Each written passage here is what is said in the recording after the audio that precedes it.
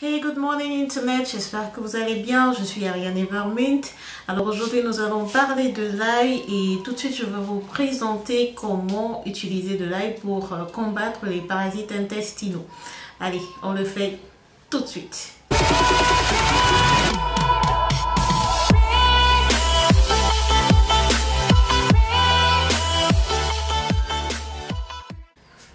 L'ail est un vermifuge efficace et présente l'avantage d'être non toxique. Alors pour les vers intestinaux, on va mettre 3 à 4 gousses d'ail râpé dans une tasse d'eau bouillante avec un peu de lait. On laisse macérer toute la nuit et on boit le lendemain matin pendant plusieurs jours, donc environ 5 à 7 jours. Et on arrête une fois qu'on se sent beaucoup mieux. Je tiens à insister qu'il faut le faire de façon continuelle, donc vous pouvez le faire une fois le mois, parce que ce n'est pas comme les médicaments que vous achetez en pharmacie ou si chaque 3 mois. Le traitement naturel se doit d'être en continu, donc c'est une sorte de prévention qu'il faut faire et qu'il faut mettre sur place d'ailleurs, parce que vous voyez moi, really? C'est quelque chose que je peux prendre, bon je ne vais pas ajouter le lait chaque fois parce que je suis intolérante au lactose, donc je vais découper de l'ail et je vais prendre comme des comprimés en mode adulte.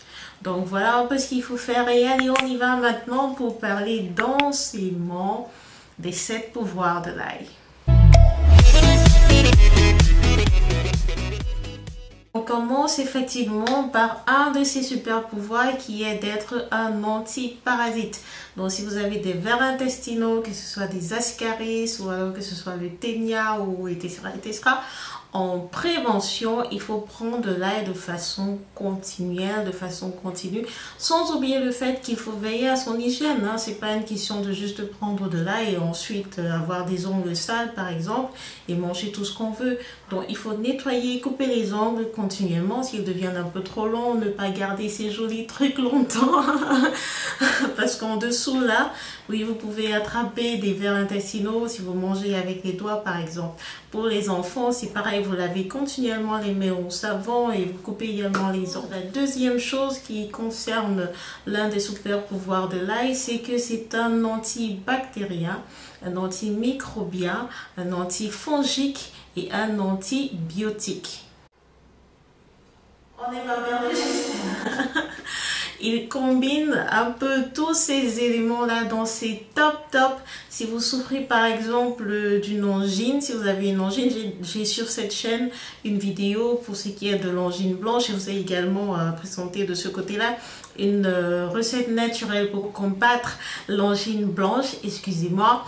Et pour ce qui est des mycoses antifongiques, ça veut dire mycoses, si vous avez des mycoses vaginales ou alors elles se situent sur vos pieds, si vous avez tendance à avoir des pieds qui démangent lorsque vous portez des chaussures trop longtemps, donc je vous recommande d'y passer, d'y embaumer de l'ail de temps à autre. Alors troisième super pouvoir de l'ail, je pense que celui-là il est tellement répandu sur la toile. Devinez ce que ça peut être. Alors il s'agit de l'action anti-cancer. Oui, 80 il s'agit de l'action anti-cancer. Donc faites très attention, ne négligez pas l'ail. Et lorsque vous utilisez de l'ail, s'il vous plaît, privilégiez de l'utiliser cru. Donc évitez de le faire cuire excessivement. Quand je vois beaucoup de femmes africaines qui lorsqu'elles sont en train de faire de la cuisine, un repas, elles ont très souvent l'habitude de mettre certaines épices qui sont très sensibles à la cuisson au début. Non, il faut faire très attention. Quelque chose comme de l'ail, il faut très souvent le mettre à la fin et éviter qu'il ne mette trop de temps au feu.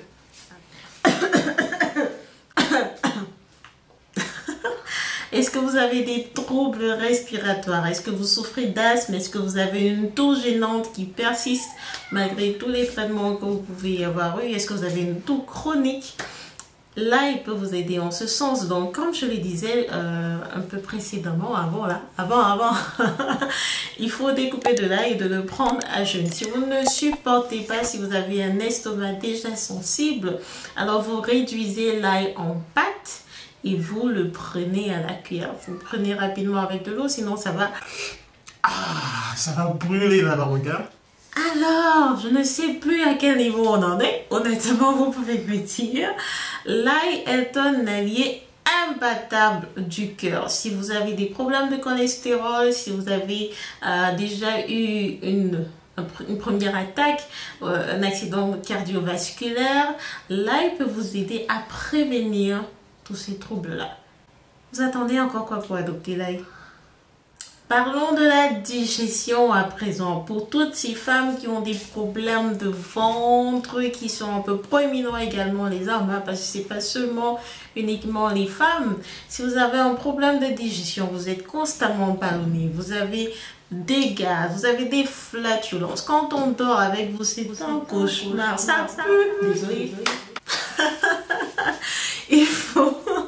Il vous faut adopter de l'ail et également on peut l'utiliser pour faire des lavements. Mais je ne vais pas en parler aujourd'hui. Donc prenez constamment de l'ail. L'ail vous permettra de réduire l'inflammation si vous avez tendance à avoir le ventre qui prend du volume à l'approche des règles ou alors lorsque vous mangez certains aliments. Il faut prendre de l'ail à jeun. Alors pour terminer... L'ail accroît l'endurance du sportif en particulier. Je vais vous raconter quelque chose. Alors il y a au début lorsque je commençais avec ma remise en forme, j'avais tendance à être très essoufflée lorsque je faisais de l'exercice, surtout du cardio. Alors récemment j'étais en salle, j'étais en train de faire les sauts à la corde et je me suis rendu compte que mais tiens, je ne suis pas essoufflée et j'ai continué sans souci. J'ai dit, mais attends, mais qu'est-ce que j'ai changé un peu? Qu'est-ce que j'ai ajouté dans mon alimentation? Je me suis rendu compte que le fait de prendre de l'ail 2 fois la semaine, 3 fois la semaine, ça a participé, en plus des efforts que je fais à la salle, à me rendre un peu plus endurante en ce qui concerne... Mais c'est pas génial ça? Alors, merci d'avoir regardé cette vidéo. Il y a la dernière astuce que je vais vous donner à présent. Une autre recette en ce qui concerne l'ail. Dites-moi merci hein, en faisant des likes, des pouces, des partages. Hein. Si vous avez constamment mal au nerf, je vous recommande d'ajouter à 1 demi-kilo d'ail, 1 demi-kilo d'oignon que vous allez écraser et bouillir dans 3 litres d'eau pendant 15 minutes. Vous devez boire un demi-verre matin et soir jusqu'à ce que vous vous sentiez mieux. On se retrouve très prochainement pour d'autres recettes. Allez, ouais, je suis gentille comme ça. Ouais, est-ce que... Allez, je vous fais plein de bisous et à très bientôt. Ciao.